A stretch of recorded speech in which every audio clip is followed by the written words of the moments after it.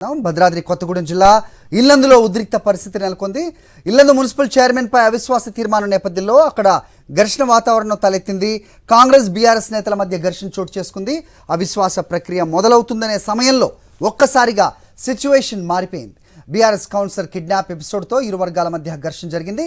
పోలీసులు ఇరు పార్టీల నేతలను అదుపు చేసే ప్రయత్నం చేస్తున్నారు. ఇరు వర్గాల మధ్య ఘర్షణతో ఉద్రిక్తత నెలకొనడంతో భారీగా పోలీసులు మోహరించారు.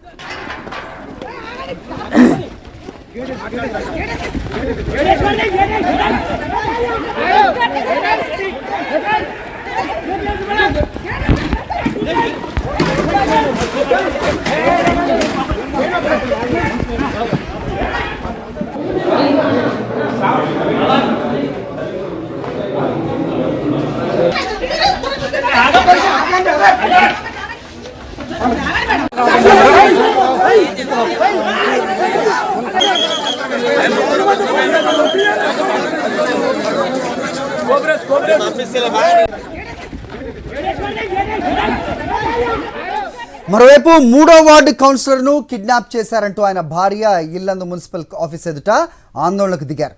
ఎమ్మెల్యే కోరం కనకయ్య అనుచరులే కిడ్నాప్ చేశారని ఆరోపిస్తున్నారు. ఆమె మున్సిపల్ ఆఫీస్ ఎదుట కౌన్సిలర్ భార్య కుమార్తె బైఠాయించడంతో ఉద్రిక్త వాతావరణం నెలకొంది.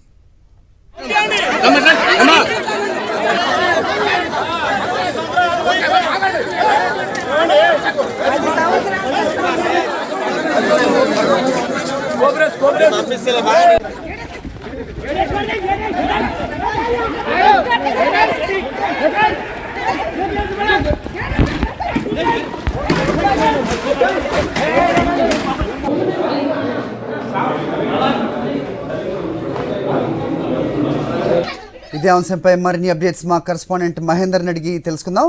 మహేందర్, చెప్పండి. మామూలుగానే ఖమ్మం జిల్లా అంటే బీఆర్ఎస్కి అంత బలం లేని జిల్లా అని చెప్తూ ఉంటారు. ప్రస్తుతం ఈ కౌన్సిలర్ల కిడ్నాప్ ఏంటి? అవిశ్వాస తీర్మానం నేపథ్యంలో ఏం జరుగుతోంది? ఏంటి మీ దగ్గర ఇన్పుట్స్? ఇల్లందు మున్సిపాలిటీకి సంబంధించి అవిశ్వాస తీర్మానం సంబంధించి చర్చ నేపథ్యంలో ఇవాళ మున్సిపాలిటీ కార్యాలయం ముందు హైడ్రామా చోటు చేసుకుంది. మున్సిపల్ చైర్మన్ దమ్మలపాటి వెంకటేశ్వరరావుపై అవిశ్వాస తీర్మానంపై చర్చ నేపథ్యంలో అక్కడ కొంత ఉద్రిక్త పరిస్థితి చోటు చేసుకుంది. బీఆర్ఎస్ పార్టీకి సంబంధించిన మొత్తం 17 మంది కౌన్సిలర్లని గత వారం రోజుల క్రితం వారి క్యాంపుకి తరలించారు. మొత్తం 24 మంది కౌన్సిలర్లు ఇల్లందు మున్సిపాలిటీకి సంబంధించి ఉంటారు. ఇందులో మెజార్టీ 17 మంది కౌన్సిలర్లు ఉంటే వాళ్ళు బలం అనేది నెంగుతుంది. అయితే ఈ నేపథ్యంలో 17 మంది కౌన్సిలర్లను కూడా బీఆర్ఎస్ పార్టీ కాపాడుకొని వారి క్యాంపుకు తరలించింది. వాళ్ళ ఉదయం కూడా క్యాంపు నుంచి నేరుగా మున్సిపాలిటీ కార్యాలయానికి కూడా ఆ కౌన్సిలర్లు రావడం జరిగింది. వచ్చిన నేపథ్యంలో అందులో ఒక కౌన్సిలర్ ని కూడా ఆ కాంగ్రెస్ పార్టీకి సంబంధించిన అనుచరులు వారి కార్యకర్తలు కూడా అతన్ని బలవంతంగా లాక్కెళ్లారని కూడా ఆ 3వ వార్డు సంబంధించిన కౌన్సిలర్ కొకిరాల నాగేశ్వరరావు సంబంధించి కూడా వారి భార్య వారి కూతురు ఆరోపిస్తున్న పరిస్థితి కనిపిస్తుంది. ఆమె ప్రజెంట్ ఆ మున్సిపాలిటీ కార్యాలయం ముందు కూర్చొని కూడా ధర్నా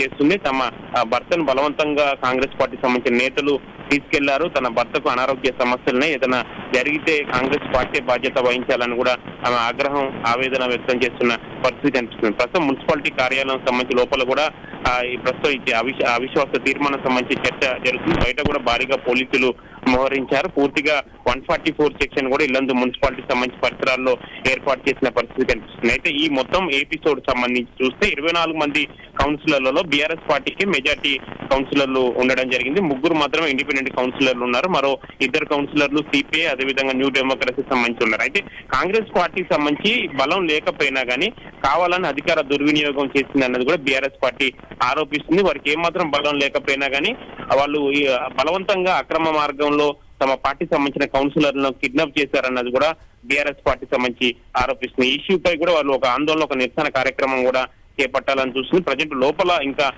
కౌన్సిలర్ సంబంధించి ఉన్నారు. అయితే ఒక కౌన్సిలర్ తక్కువైన నేపథ్యంలో అది వీగిపోయే అవకాశాలు కనిపిస్తున్నాయి. వీగిపోతే మాత్రం కాంగ్రెస్ పార్టీలో చేరిన chairman Dammalapati Venkateswararao municipal chairman గా కొనసాగే అవకాశాలు కనిపిస్తున్నాయి. అయితే కిడ్నాప్ చేసిన అతను మాత్రం తనని కాంగ్రెస్ పార్టీకి సంబంధించిన వాళ్ళు బలవంతంగా తీసుకెళ్లారని బయట ప్రెస్ మీట్ సంబంధించి పెడితే మాత్రం ఇది కొంత ఇబ్బందికరంగా మారే అవకాశాలు కనిపిస్తున్నాయి. ఒకవేళ కిడ్నాప్ చేసిన వ్యక్తి కాంగ్రెస్ పార్టీకి మళ్ళీ అనుకూలంగా మాట్లాడితే మాత్రం ఖచ్చితంగా ఈ కాంగ్రెస్ పార్టీకి అనుకూలంగా మారే అవకాశాలు కనిపిస్తున్నాయి. ఈ ఇష్యూ సంబంధించి కూడా ఇప్పటికీ కేటీఆర్ కూడా స్థానికంగా ఉన్న మాజీ ఎమ్మెల్యే బీఆర్ఎస్ పార్టీ సంబంధించిన ఎమ్మెల్యే హరిప్రియ కూడా కేటీఆర్ కి ఫోన్ చేసినట్టు తెలిసింది. మొత్తం ఇష్యూ సంబంధించి కేటీఆర్ కి వివరించారు. అటు హరీష్ రావుకు సంబంధించి కూడా వివరించారు. పూర్తిగా జరిగిన ఎపిసోడ్ ఇక్కడ వీడియోలు వాళ్ళు ఎంత బలవంతంగా తీసుకెళ్తున్న వీడియోలను కూడా వారి పార్టీ అధిష్టానానికి సంబంధించి దృష్టికి తీసుకెళ్లిన నేపథ్యంలో ఇష్యూపై కూడా కేటీఆర్ అదేవిధంగా హరీష్ రావు కూడా చర్చ చేస్తున్నట్లు తెలుస్తుంది. మొత్తానికి మాత్రం ప్రస్తుతం మున్సిపాలిటీ కార్యాలయం ముందు కొంత హైడ్రామా సంబంధించి చోటు చేసుకుంది. ఏం జరుగుతుందన్న ఒక ఉత్కంఠ మాత్రం ఇక్కడ ఉన్న పరిస్థితి కనిపిస్తుంది. హరి రైట్. అయితే బీఆర్ఎస్ నేతలు అంటే పార్టీ పెద్దలు ఎవరైనా స్పందించడం జరిగిందా దీని మీద? ఏదైనా ఇన్ఫర్మేషన్ ఉందా దాని గురించి? బీఆర్ఎస్ పార్టీకి సంబంధించి ఇక్కడ మాజీ ఎమ్మెల్యే ఉన్న హరిప్రియ మాత్రం ఉదయం తీసుకెళ్లే క్రమంలో ఇక్కడే ఉంది, మున్సిపల్ కార్యాలయం ఉంది.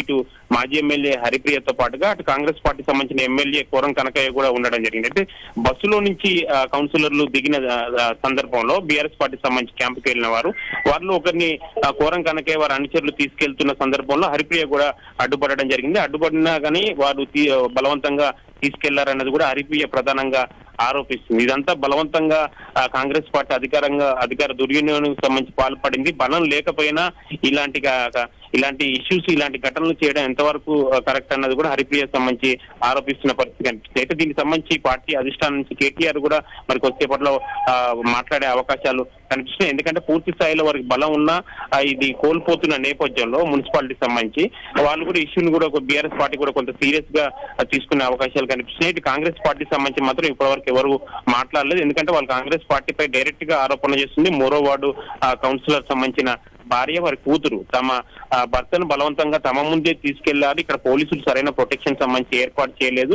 ప్రొటెక్షన్ సంబంధించి పూర్తి స్థాయిలో పోలీసులు ప్రొటెక్షన్ లేకపోతే మేము ఇక్కడ ఉండే వాళ్ళము, మాకు రక్షణ సంబంధించి కల్పించుకొని మేమే లోపలికి తీసుకెళ్లే వాళ్ళం మున్సిపాలిటీ లోపల అనేది కూడా వారి భార్య ఆరోపిస్తున్న పరిస్థితి కనిపిస్తుంది. పోలీసులపై కూడా వాళ్ళు కొంత విమర్శలు చేస్తున్న పరిస్థితి కనిపిస్తుంది. వాళ్ళు ఒక ఇష్యూ అంటే టీఆర్ఎస్ పార్టీకి పూర్తి స్థాయిలో మేము మద్దతు తెలుపుతున్నా కానీ బలవంతంగా కాంగ్రెస్ పార్టీ సంబంధించిన వాళ్ళు ఎలా తీసుకెళ్తారన్నది వాళ్ళు ప్రధానంగా మూడో వార్డు కౌన్సిలర్ కిడ్నాప్ అంటే బయటికి కాంగ్రెస్ పార్టీ వాళ్ళు తీసుకెళ్లిన కౌన్సిలర్ భార్య గాని కూతురు గాని ఆరోపిస్తున్న పరిస్థితి కనిపిస్తుంది. ఈ ఇష్యూ సంబంధించి కూడా మరి కొద్దిసేపట్లో ఇప్పుడు కిడ్నాప్ అయ్యారని వాళ్ళ భార్య ఆరోపిస్తున్న నేపథ్యంలో ఆయన టేకులపల్లిలో కూడా ఆ కొక్కిరాల నాగేశ్వరరావు కూడా ఒక మీడియా సమావేశం ఏర్పాటు చేస్తారని ఒక చర్చ జరుగుతుంది. మీడియా సమావేశం ఒకవేళ ఏర్పాటు చేస్తే అక్కడ ఏం మాట్లాడతారన్నది మాత్రం ఒక ఆసక్తి రేపుతుంది. ఒకవేళ అతను మాట్లాడే వ్యాఖ్యలను బట్టి చూస్తే ఇది ఒకవేళ కిడ్నాప్ దాన్ని బలవంతంగా కాంగ్రెస్ పార్టీ వాళ్ళు తీసుకెళ్లారని మాత్రం ప్రెస్ మీట్ పెడితే మాత్రం ఇది కొంత కాంగ్రెస్ పార్టీకి ఇబ్బందికరంగా మారే అవకాశం ఉంటుంది. ఒకవేళ తను ఇష్టంగానే వెళ్ళానని చెప్తే మాత్రం ఇది కొంత బీఆర్ఎస్ పార్టీకి ఇబ్బందికరంగా మారే అవకాశాలు ఉన్నాయి. అంటే ఓవరాల్ గా మాత్రం ఇప్పటి వరకు రాష్ట్ర వ్యాప్తంగా చాలా వరకు మున్సిపాలిటీలో అవిశ్వాసం సంబంధించిన ఎపిసోడ్లు జరుగుతూ వస్తున్నాయి.